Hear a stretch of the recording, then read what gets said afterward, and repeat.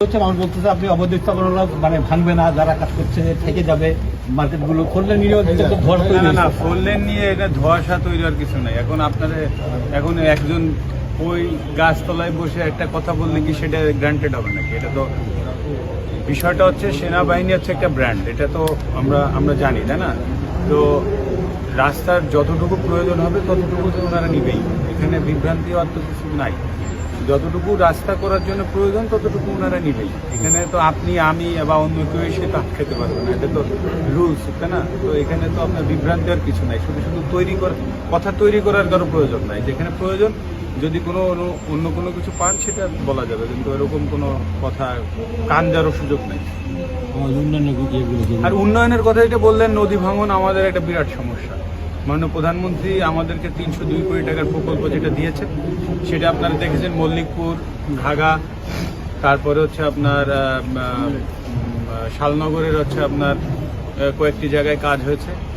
আরও প্রয়োজন সেটা আস্তে আস্তে সমীক্ষা হওয়ার পরে আস্তে আস্তে সেটা হবে। সেটা যেহেতু আমরা সবসময় বলে আসছি, ইউক্রেন রাশিয়া যুদ্ধের পরে বা করোনার পরে যে একটা অর্থনৈতিক মন্দা সারা পৃথিবীতে চলছে, তার প্রভাব কিন্তু আছে, সেটার প্রভাব এখন আরও আছে। তো সেই জিনিসগুলো আমাদেরকে জাস্টিফাই করে এই ডেভেলপমেন্টগুলো এগিয়ে যেতে হবে। এছাড়াও মাননীয় প্রধানমন্ত্রী কয়েকদিন আগে 250 কোটি টাকার পল্লী অবকাঠামো উন্নয়ন প্রকল্প দিয়েছেন, যেটার কাজ এই যে খুব রিসেন্টলি শুরু হয়ে যাচ্ছে, পিডি নিয়োগও হয়ে গেছে। তো পল্লী রাস্তার এই কাজগুলো খুব দ্রুত শুরু হয়ে যাবে।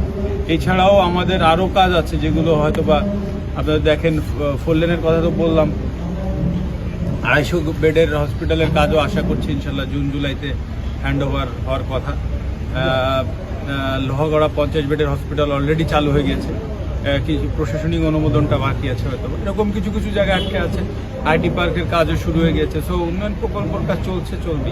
স্যার সাথে একটু স্যার রেল লাইনটা চালু হচ্ছে, স্যার এটা আমাদের অর্থনীতিতে কি ধরনের রেল লাইন যে চালু হচ্ছে আমাদের অর্থনীতি? রেল লাইনটা দেখেন, এটা মাননীয় প্রধানমন্ত্রীর সব থেকে বড় প্রকল্পের একটি হচ্ছে এটা। তো এটা তো অলমোস্ট চালু হয়ে যাওয়ার পথে, হয়তো বা কয়েকটি স্টেশনারি করার কাজ হয়তো বা বাকি আছে। তো সেইগুলো হয়ে গেলে আমাদের পদ্মা সেতু এবং মধুমতি সেতু হওয়ার পরে অলরেডি আমাদের অর্থনীতির জন্য নড়াইল জেলা একটা ভালো ভূমিকা রাখছে বা রাখতে পারবে, বা এখন রাখছে অলরেডি। আর রেল ব্যবস্থা চালু হয়ে যাওয়ার পরে এই জিনিসটা আরও দ্বিগুণ আকারে যাবে।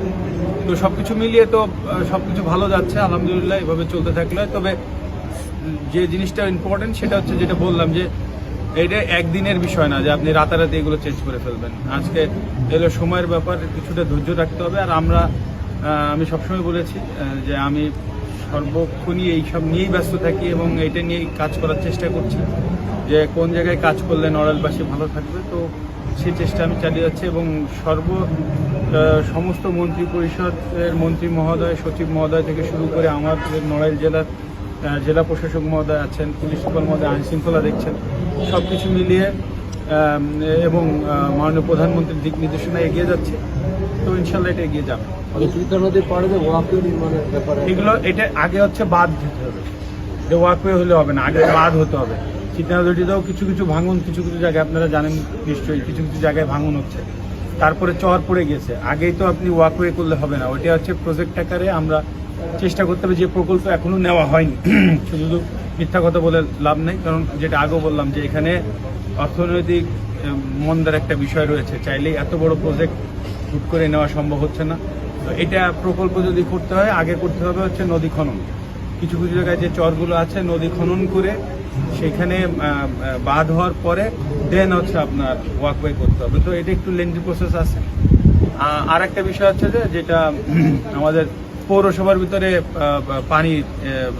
পানি ড্রেনেজ, সেটা নিয়েও আমরা চাচ্ছি, কিন্তু এটাও প্রায় 400 থেকে 500 কোটি টাকার বিষয়, এটা 1-2 কোটি টাকা না। এটা আমাদের নড়াইল পৌরসভার যে পানি নিষ্কাশনের জন্য যে ড্রেনেজ সিস্টেম দরকার, তার জন্য অলমোস্ট আমরা আরও 3 বছর আগের যে আমরা ইঞ্জিনিয়ারের সাথে কথা বলেছিলাম, তখন এস্টিমেটে প্রায় 400 কোটি টাকা মতো আসছিল। তো এখন আরও 3 বছর পরে সব কিছুর দাম বেড়েছে, 500 কোটি টাকা মতো আসবে। তো এই যে যে জায়গাগুলো নিয়ে কাজ করার চেষ্টা করছি এগুলো সময়ের ব্যাপারে।